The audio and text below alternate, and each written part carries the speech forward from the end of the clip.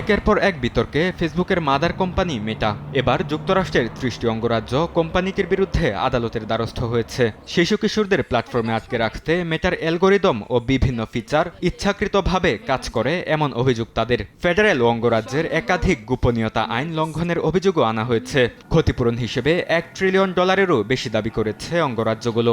পাশাপাশি ইনস্টাগ্রাম ও ফেসবুকে বড় ধরনের পরিবর্তনেরও দাবি জানানো হয়েছে।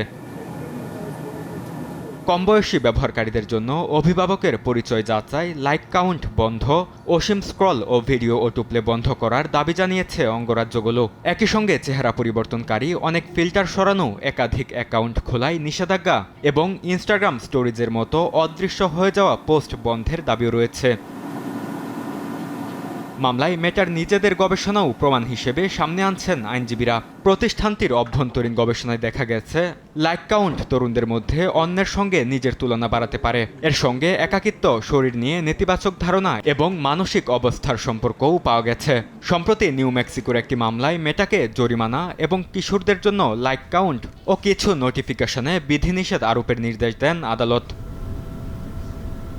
মেটা অবশ্য অভিযোগগুলো ধারাবাহিকভাবে অস্বীকার করে আসছে। প্রতিষ্ঠানটির দাবি, তরুণদের নিরাপত্তা ও সুরক্ষায় তাদের দীর্ঘদিনের প্রতিশ্রুতি রয়েছে। তবে ৩০ অঙ্গরাজ্যের মামলাটি ভিন্ন মাত্রা পেয়েছে। ফলে মামলায় মেটা হারলে শুধু কোনো একটি অঙ্গরাজ্যে নয়, পুরো যুক্তরাষ্ট্রে বদলে যেতে পারে ফেসবুক ও ইনস্টাগ্রাম ব্যবহারের অভিজ্ঞতা।